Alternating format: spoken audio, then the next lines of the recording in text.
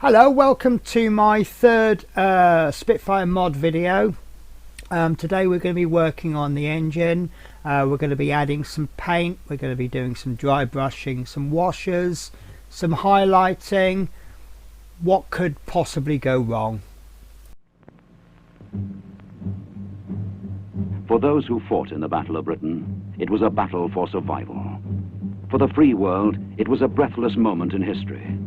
For failure would have plunged mankind into a new dark age. Never have so many owed so much to so few.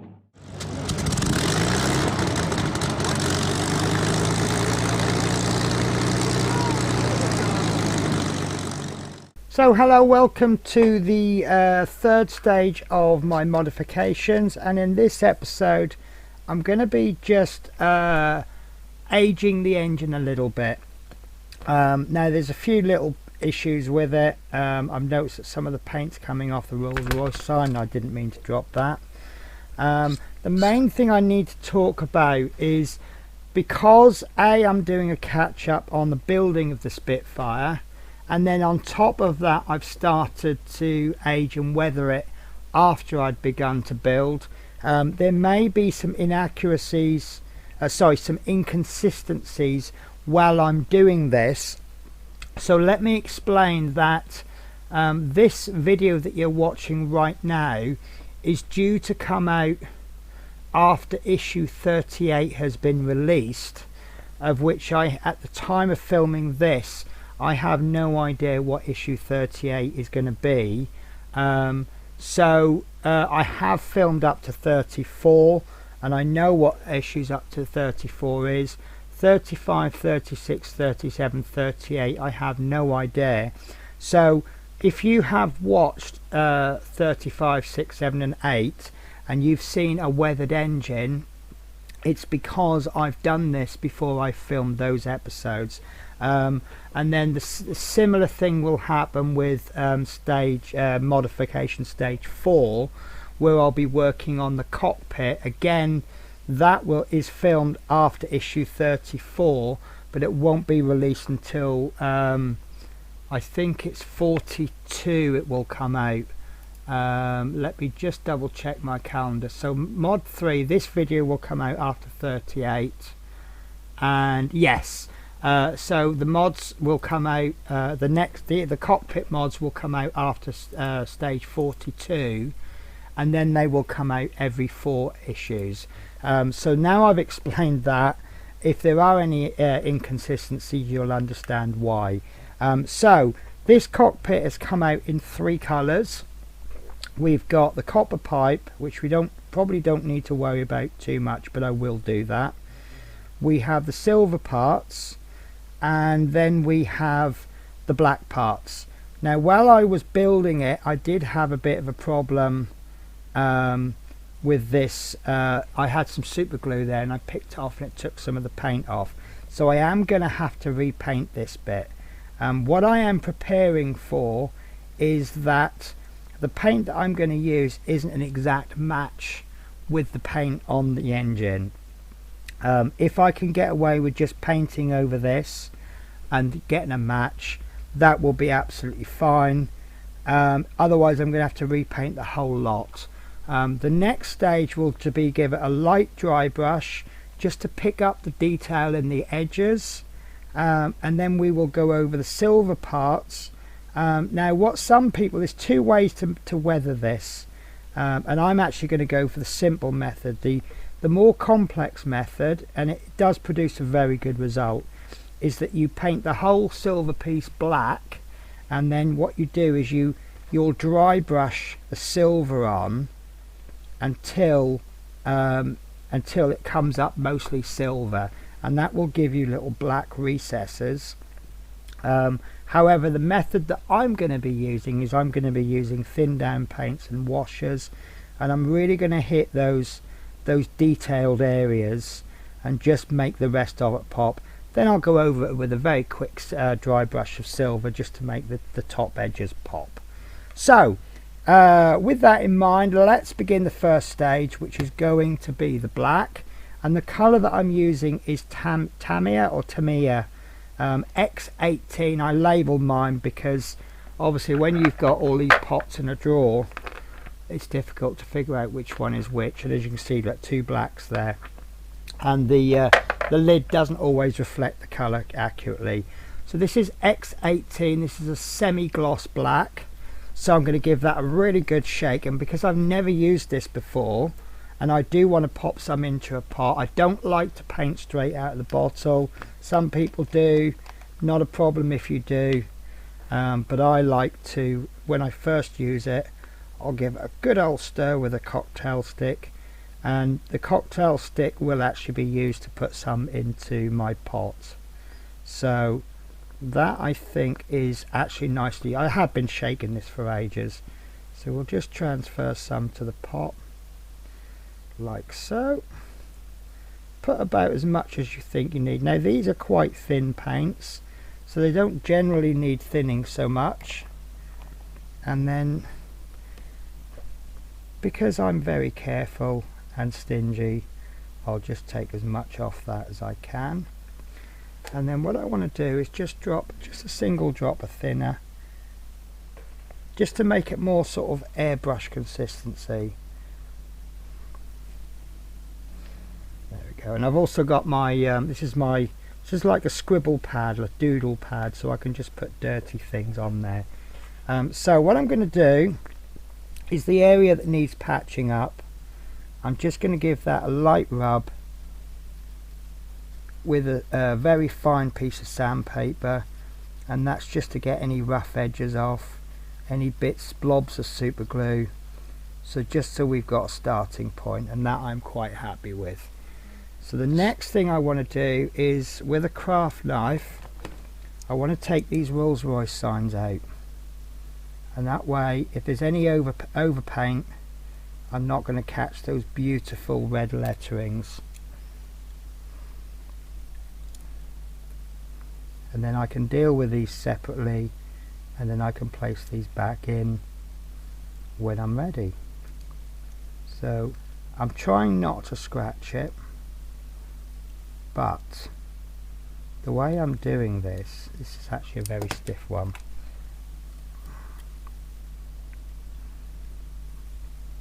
There we go. Obviously if I scratch the bit underneath, it's not going to matter too much, because I am going to be repainting it. There we go. What I want to avoid, I mean, I have damaged a little bit of the sign at the top there. That's not a problem because I am going to repaint. I want to avoid touching any of the red bit. So let's try my repair bit first, and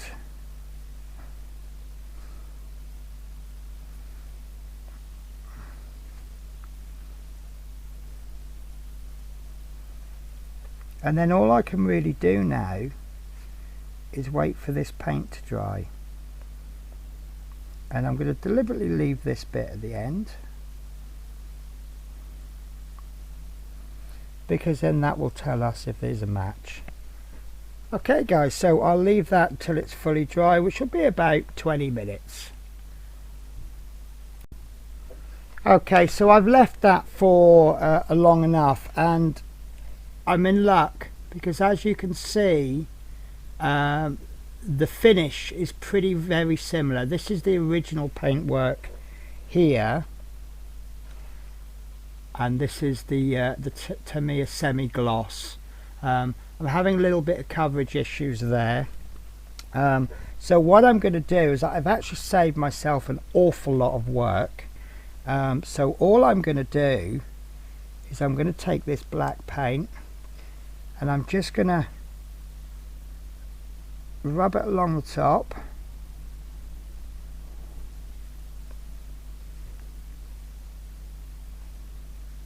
like that,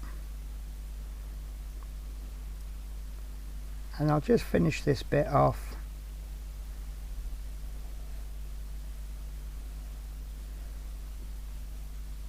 And I think that will be fine. When that dries, it will all look even, and you won't notice the difference between the parts down here. These bits down here are plastic, So you can go over them if you want. I've just noticed a couple of odd colours there, but you really don't need to, because the finish is very similar. Obviously this is the exhaust, so we don't want to paint those, but yeah, that I'm rather happy with. So what I'm going to do now is I'm just going to touch up these edges on the Rolls-Royce sign, and all I need to do is, being as careful as I can, I just want to run along the edges there, and that will just, any bits of black paint that's come off exposing the red will get covered up. And really I should have used my tweezers, because if I use my tweezers like this, then I can access all of the sign. I may get a little bit of paint on the tweezers, but that's really not a problem, is it?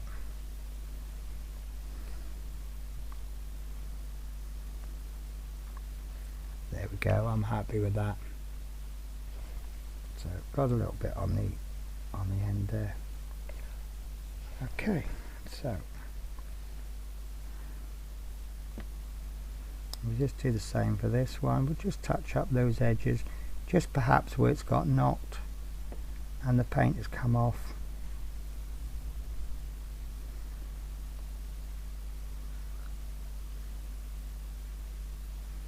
There we go, and that's ready. So let's have a look at this paint. Because it's thin, it's gone on rather well and it's dried rather quickly. So what I will do now is I'm going to really thin this paint down, really thin. You see how thin that is? There's probably 2 or 3 times more water in there, or thinners. I'm actually using thinners, not water, and that's super thin. So to show you how thin it is, oh, my light has gone very dark. Right, so let's just dry this brush off a bit. So if I get some paint straight from the pot, and I just paint a little bit, can you see how dark that is? I now clean my brush.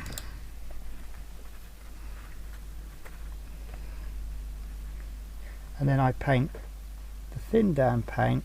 Can you see how there's, it's, sorry guys, it's really not, there we go. So if anything, that's not thin enough.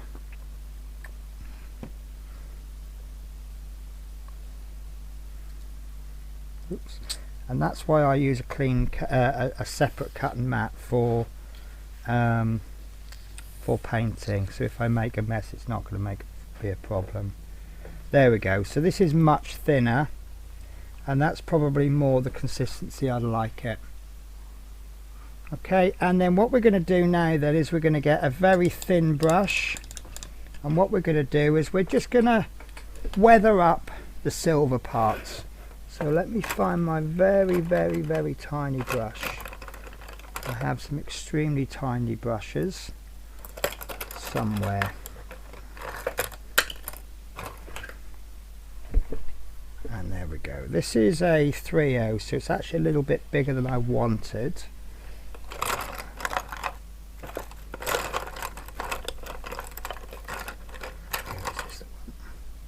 This one's a bit better. This is a 5.0. Sometimes they'll be listed as 0.00000.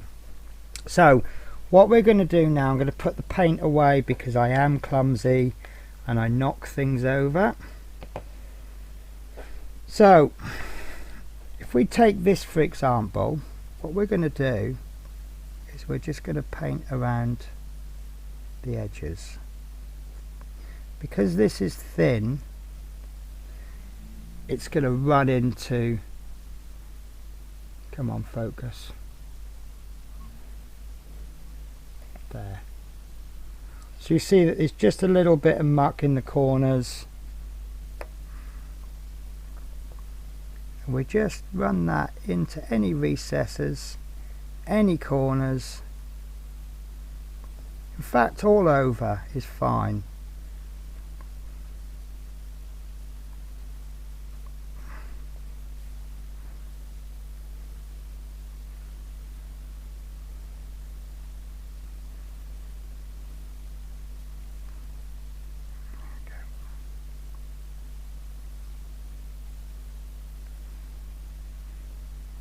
So there we go. So if you look at this one, can you see it's now got much more detail than that one? The detail is there, but you can't really see it so much.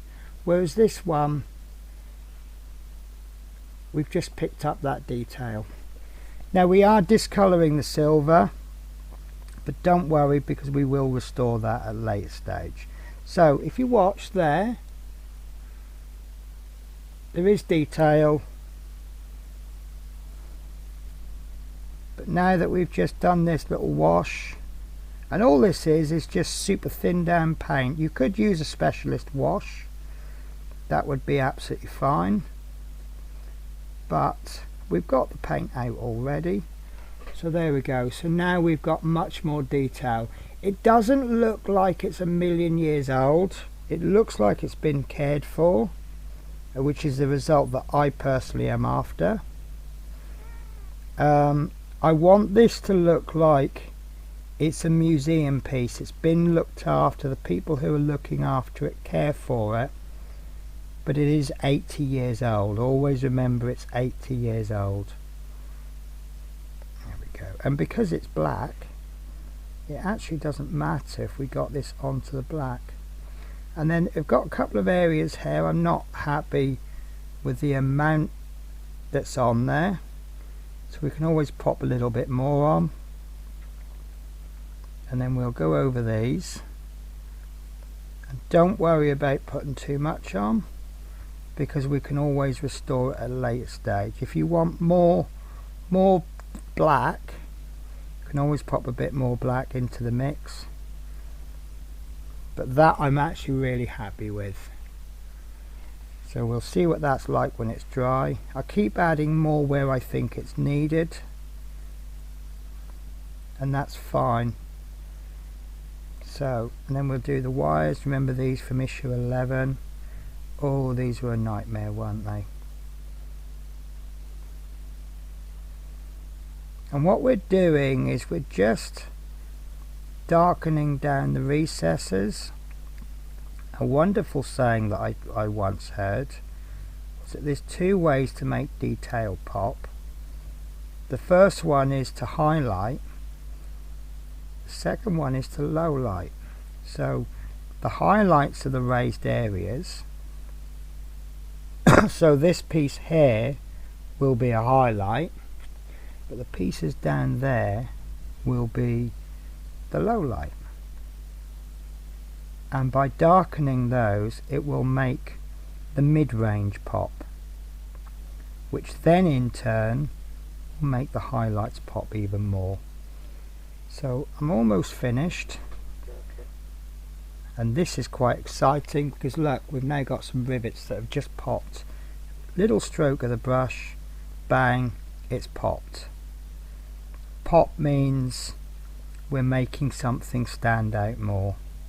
It's a wonderful little word, I think. And I see here I've got some super glue marks. That's terrible, isn't it? So I've just painted over that just to get rid of the shininess. But so there we go. More detail that's we're going to make pop.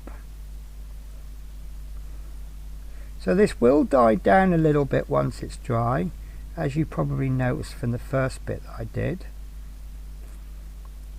And it's also a good little way to check that everything's in place, because I did notice, I don't know if you noticed it too, one of my wires there has actually come out, so that will need replacing, but that's not a problem. We can do that later. Right, so there's my first details beginning to dry now. I'm not quite happy with this bit. So I'm just going to pop a little bit more in. There we go. Much happier with that now. Now that will die down once it dries, as I said. But this will naturally run into the corners. It's almost like a magic. I can't explain how it does it, but it does. There we go.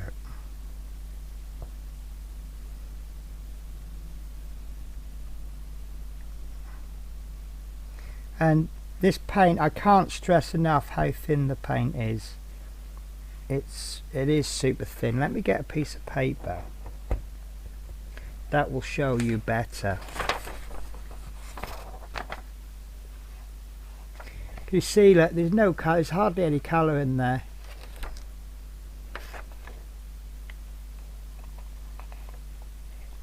You couldn't possibly write with that because that's just too light.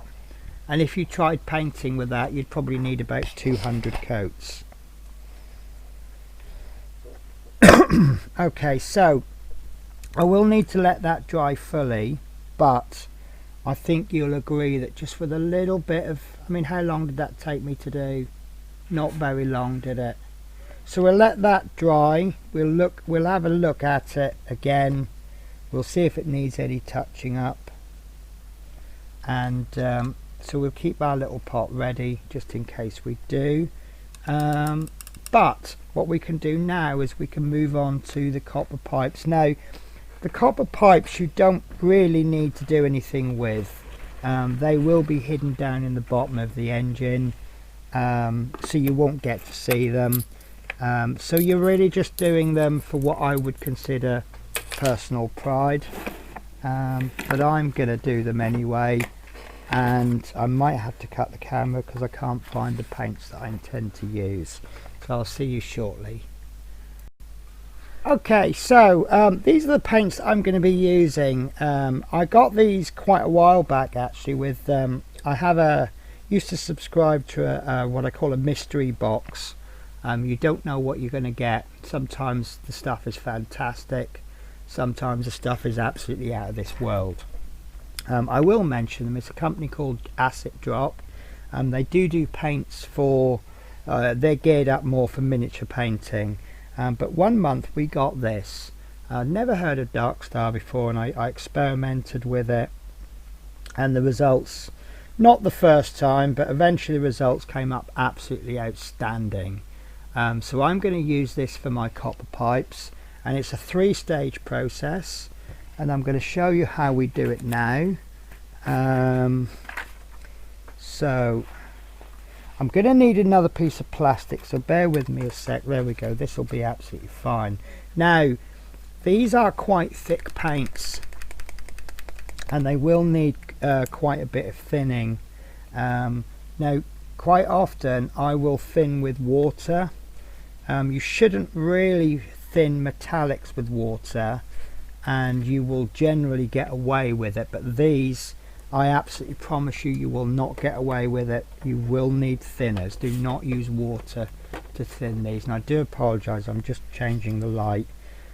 So the first colour I'm going to use is the aged copper, and this is going to give it a nice dark base for which we can then build the highlights up from there.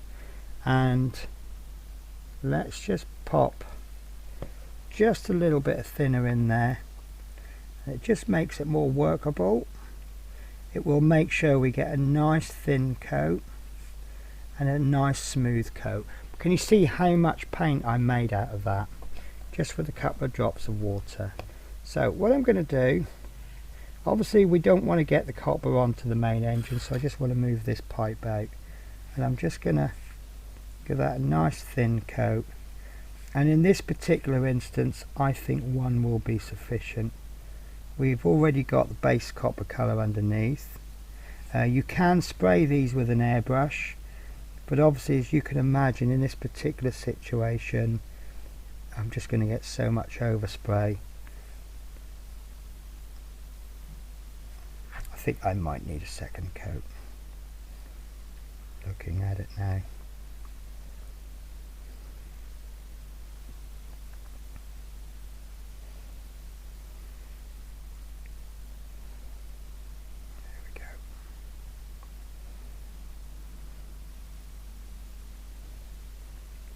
Okay, so I know you're all panicking at the moment, aren't you, going, well, that's not a copper colour.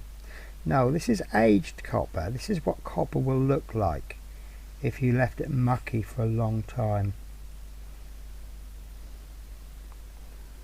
So, and as I say, it's just a base colour.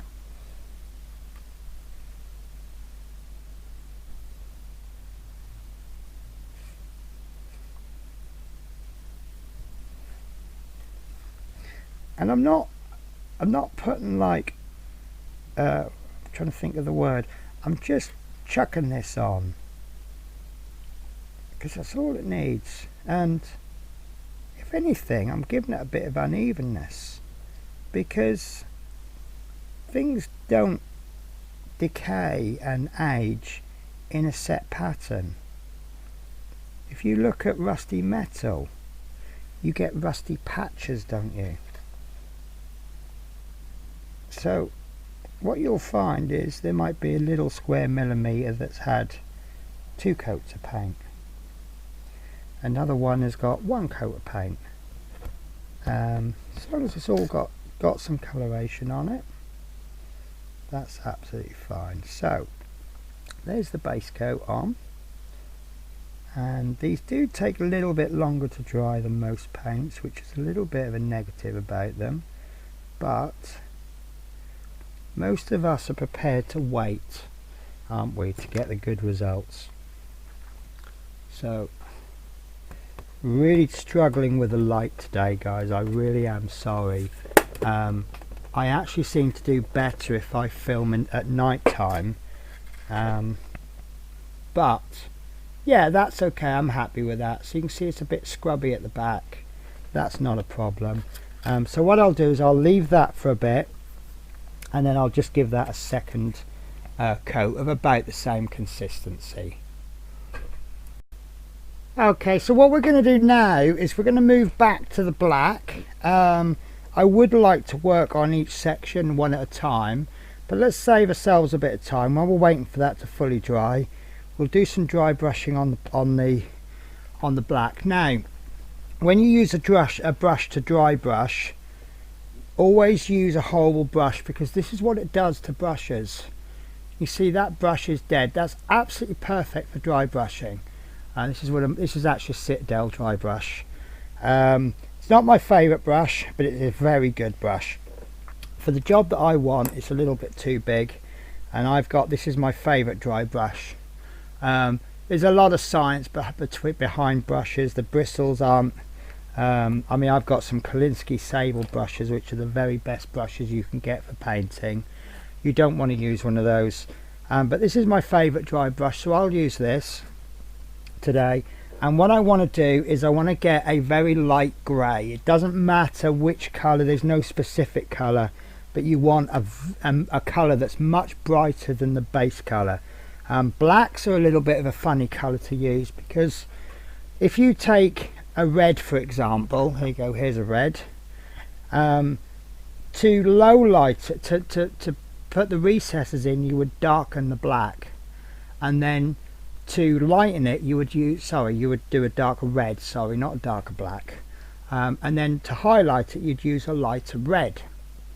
The trouble with black, you can't go any darker than black, so what you do is you can use a base color of slightly off black if you wanted, which I'm not going to do, but you will go quite a light, but don't go white, because white is too much, and also it goes a little bit powdery.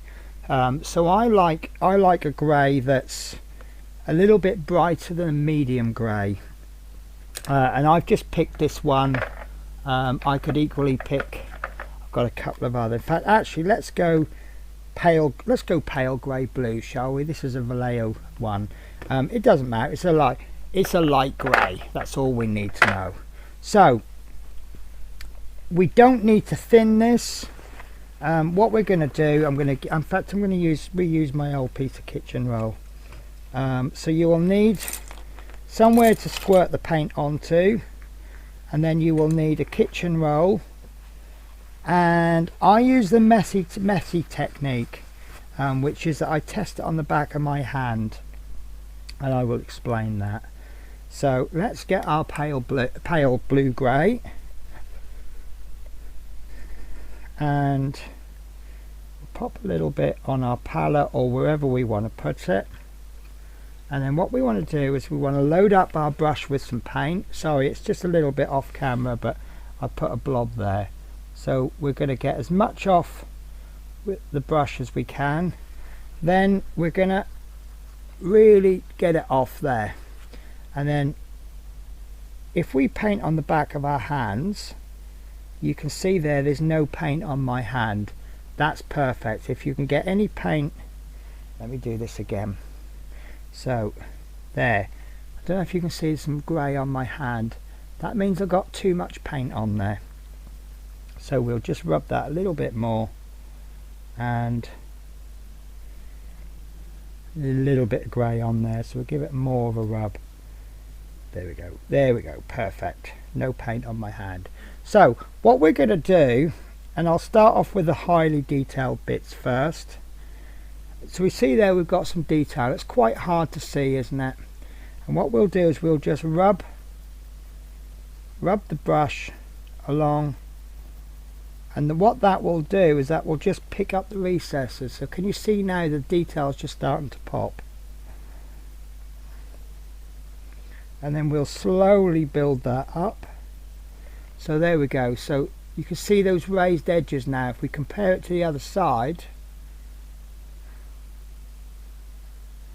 and then anywhere there's an edge, we will just hit that edge. Very, very subtle. That's all you want. So there's the side I haven't done, and there's the side I have done. So I'll have to do this in fast motion because this is going to take a while, but I'm now going to go over the whole lot.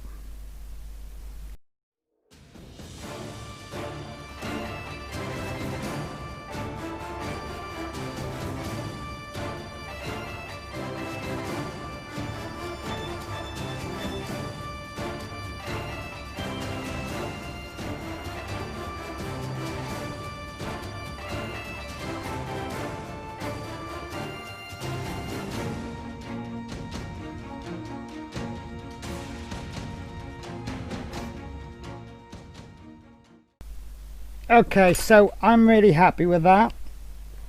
You see it's just made the little details pop out just a little bit more. Some areas I've gone a little bit heavier than others. I think that's actually added a little bit of effect to it. But on the whole, all the details, you can now see the amount of detail that's involved in there. And I think I missed this bit actually. Now when you first hit it with the brush, it will look quite light, but as it dries it will die down a bit. So you'll do some bits and then you'll think, oh, I haven't done that bit. That's because the paint's dark as it's dried. So that bit I'm really happy with. So what we'll do now then is, this copper pipe has now dried. You see it's looking quite nice with a second coat on it. But what we'll do is we'll just brighten that up with the next stage of the copper. So let's move this out of the way. Try and keep ourselves a little bit tidy as we go. There we go, there's the brush I was using. Clean our brushes. And right, so this next stage, instead of using aged copper, we're using a lighter colour, which you see that's more copper like. Sorry about the focus. So this is more of a natural colour look, so give it a good shake, and then I'll just pop one blob in there, maybe two. Better to have too much than not enough. So you can see how far these bottles are going to go, because you're only using like a drop at a time. Look at that beautiful colour, absolutely amazing. Right, so when I paint this, I'm going to paint over the aged copper, but I'm just not going to quite go up to the edge. So if I show you this with this bit, paint over,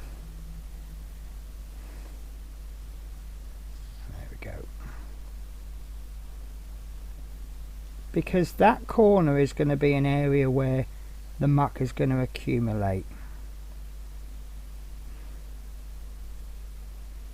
So we just want to allow that muck to show. Again, this isn't a barn find. This is just, it's well looked after, but it is old. I know I say that a lot, but that's basically, I want to emphasize that. So there we can see, so you can see that the color underneath, there's the color of this paint, there's the color that's underneath, and that's what it looks like when it's on, and they've really worked well together. I've kept it ever so slightly scrubby, as I call it. I haven't given it a solid coat. I've allowed the base coat to work with the top, and I can always apply another coat if I want to.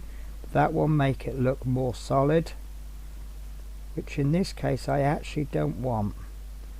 I want this to be slightly uneven wearing. Whoops, it's very difficult to hold the engine in the perfect position.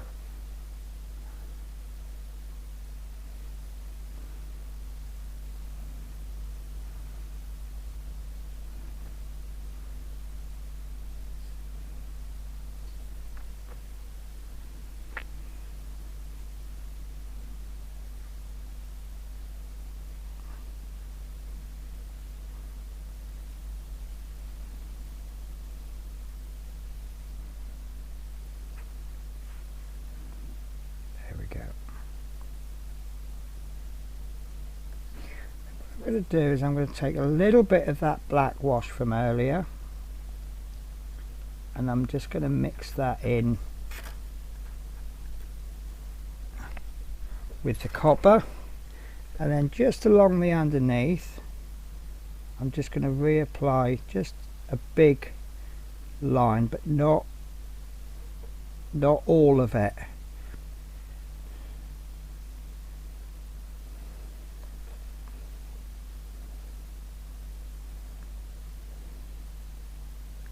I'll just take the excess off my brush, and then I just want to just go over my edge.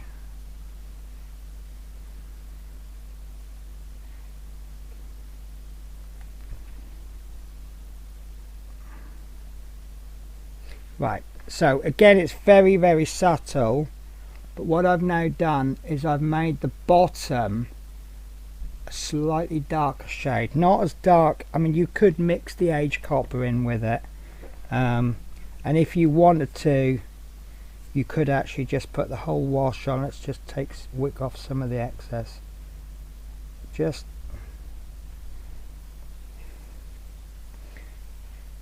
but this is just along the bottom, because also you have to remember that we're looking at it from above, so it will be darker underneath. I'm also not 100% happy with those edges. I think we could do with a little bit more down there, so I'll just get some of my black wash from earlier. We'll just chuck a load into the edges there.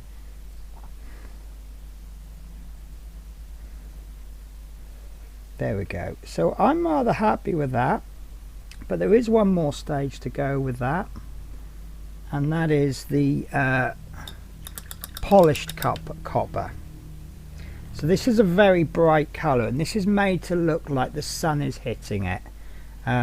So we don't want to apply too much in this case. If you were painting an army of soldiers, oops, my lids fell off.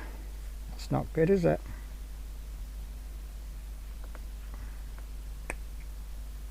That wasn't meant to happen. There we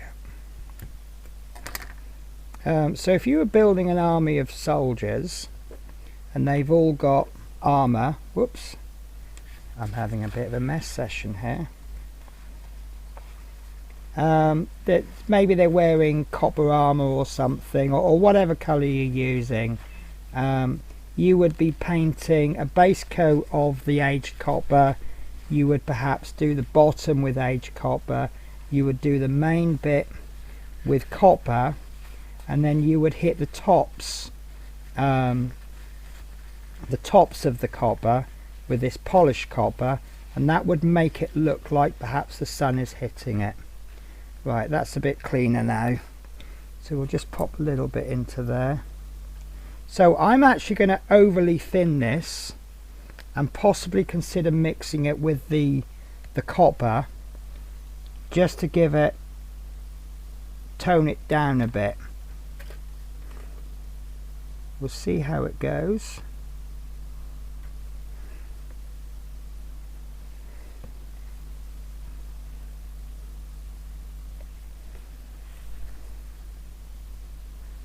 It's a little bit thick. Right, I think that will be fine. So imagine where the light is going to be coming from.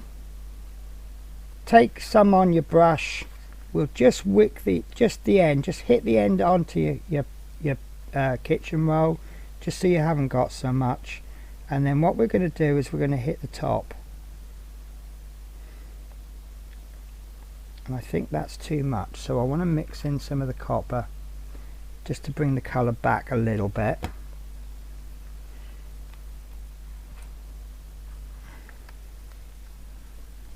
So now we're creating a colour that is in between the two. We want a lighter colour, but we want it not too light in this particular case, and it's just going to add a little bit of interest. There we go. It's not really seriously changed the colour, but it's given it a bit more interest. So there's the original, and that's what we've done. So yeah, I'm liking that colour now. So we're just going to lightly hit just the top.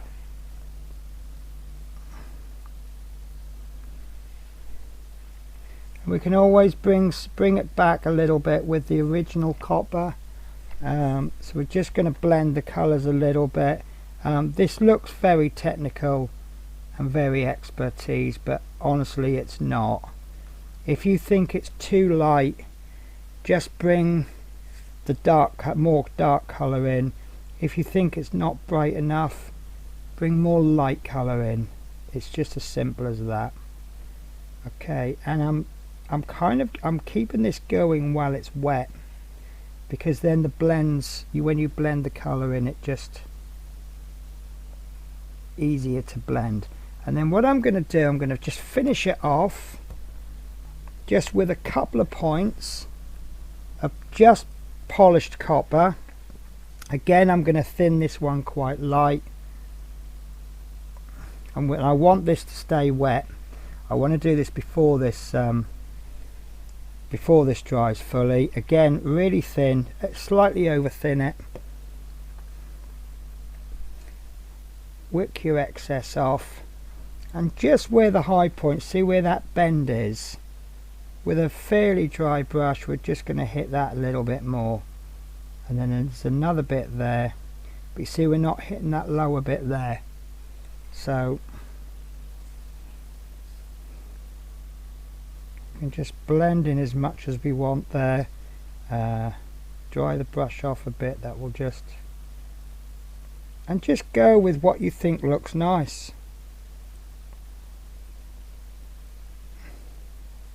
You see, it's not all the same colour, but it's all copper. You look at that and you think that's copper, but it's more interesting to look at. So again, this one, I'm going to hit it with the main colour.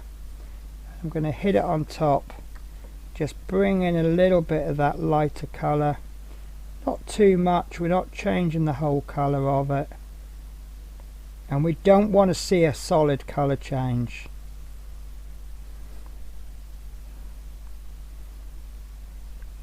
And because this polished copper is very thin, it's really not going to affect the colour too much.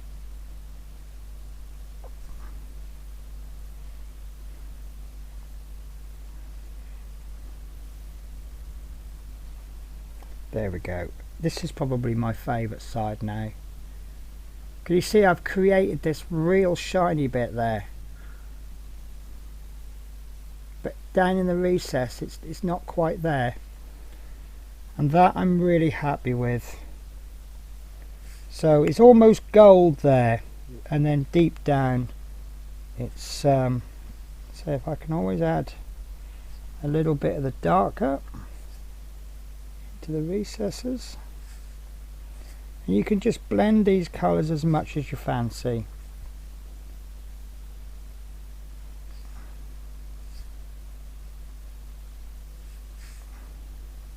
Just using the lighter colours for the more raised areas and the darker colours for the lower areas.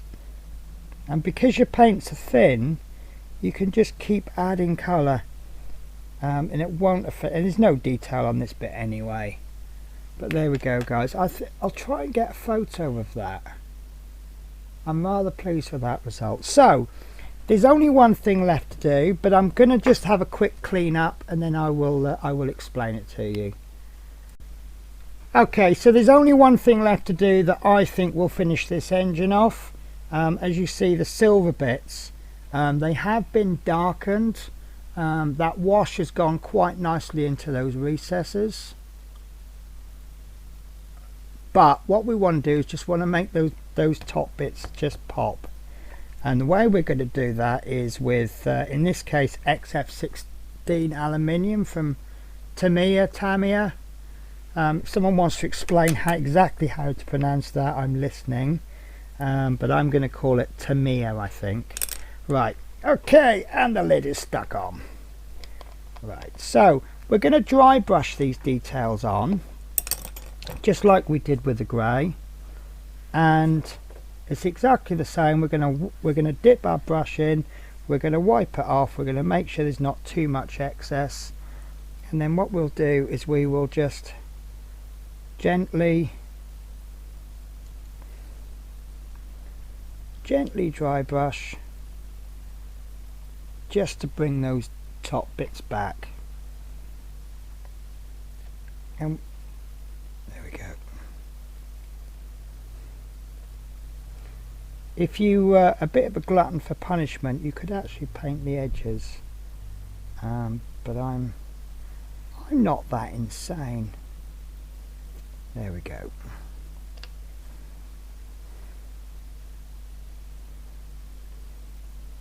Just bring some of those details back, the raised details back to the silver. These bits I'm actually going to paint just on the edges, in the same way that we did with the copper pipes. We're just going to get those outside edges back to the silver, and then the fine detail we'll just dry brush. There you go.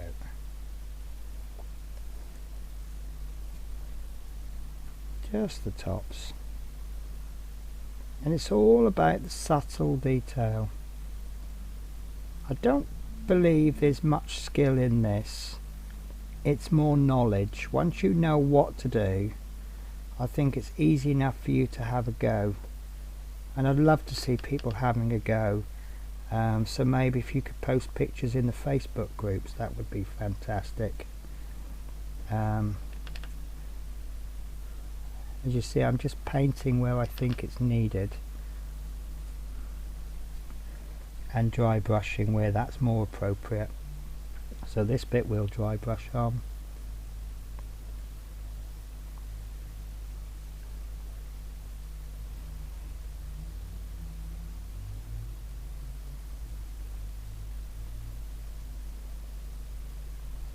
There we go, that's lovely.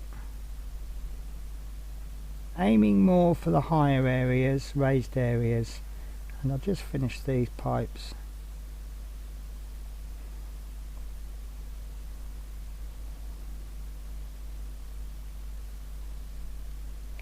There we go. I am extremely happy with that. I think that that's added so much more interest. I might go over those copper bits again because they've dulled down a bit, but there is just one thing left to do, and that's to pop in the Rolls-Royce signs.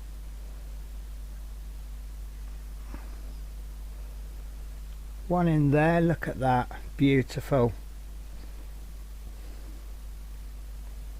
And this one, nearly got it in the wrong way round. I can't remember if we were told to just push fit these or actually glue them in, but I'm really glad I didn't glue them in. So there we go guys, there's the finished engine. Now I do need to do one more thing, and I will do it off camera. I don't like doing off camera work, but at the same time I hate doing the same things on camera. And what I'm going to do off camera is I'm going to have to paint this. This is going to be painted Humbrol something. Do you know, I cannot remember the colour off the top of my head, but it's the same colour that we used in I found it. So it's the same colour that we used in the modification video number 1, where we did the cockpit. And then actually they're on the shelf at the moment drying, so I haven't got them to hand. But that will be painted the same color. I will then screw that on, and in the next video we'll put the engine back together, and then we'll start on the cockpit. So thank you so much for watching this video, I really appreciate it. I hope you've got some inspiration from it. If you've decided not to do anything extra with your Spitfire, I hope it's just an enjoyable video, but I would really like to see some people doing some small changes. As you can see, I've not done anything drastic with this. All I've done is I've done a bit of light weathering. I've just made it look like it's not brand new. The copper pipes, I've added a little bit of interest. There is an argument to say that you won't see the copper pipes, but that's fine. I'm okay with that because I know it's done, and I just think that's a lot more interesting to look at. So yeah guys, so I'm going to paint this off camera, and I will screw this back in. So I apologize that you won't get to see it, but there aren't any skills there that you haven't already learned off me, that you don't already know. And then I will see you in 4 weeks time when we will be doing the 4th video, which will be the cockpit. Take care guys.